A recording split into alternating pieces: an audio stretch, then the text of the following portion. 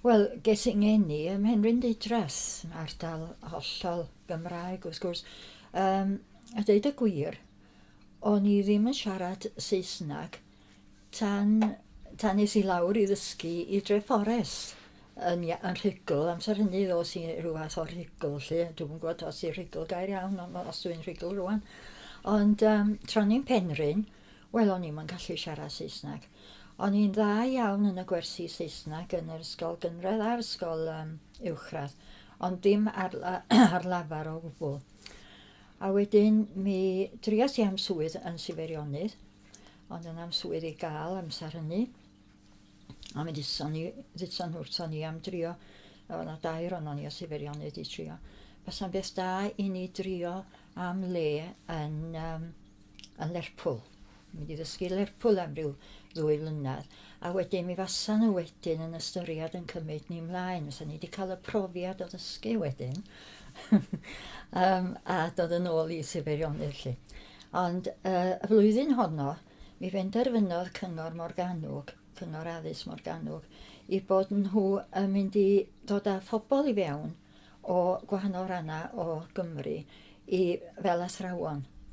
Yn hytrach na achos oedd angen rhagor o athrawon Cymraeg arnyn nhw. Ac wrth gwrs fuon ni lwcus iawn y 2 ohonon ni o Sifeirionydd gathon ni swyddi yn syth ganddyn nhw.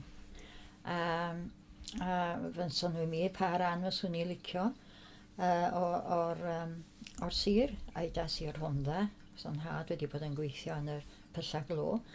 A dyma nhw'n edrych ar ei gilydd. Mae'n ddrwg gynnon ni, meddwl nhw fel yna.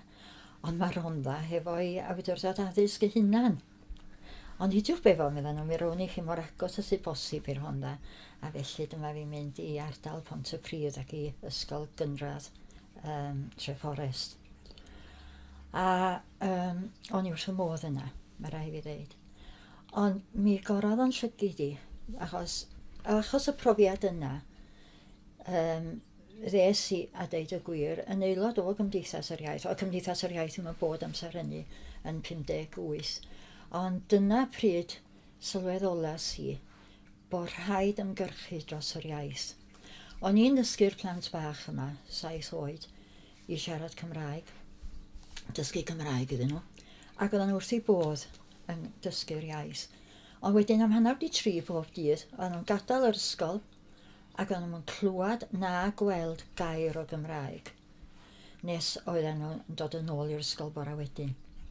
Ac o'n i'n meddwl o'n i wedi bod yn rhoi gwersi ar y dref, a rhywbeth fel llythyrdu, dysgu llythyrdu iddyn nhw. Ac eto doedd y gair llythyrdu ddim i fyny ar y llythyrdau oedd o gwmpas Pontypridd o gwbl. A dyna pryd sylweddolas i weld beth di'r iws i fi ddysgu Cymraeg i'r plan bach yma, os na ydyn nhw yn gweld yr iaith, ac os na ydyn nhw yn gallu chlywed ti. A dyna be nath i mi benderfynu oes mae rhaid ymgyrchu dros yr iaith, a fel bod ni'n gweld mwy ohoni hi ac yn clywed mwy ohoni hi.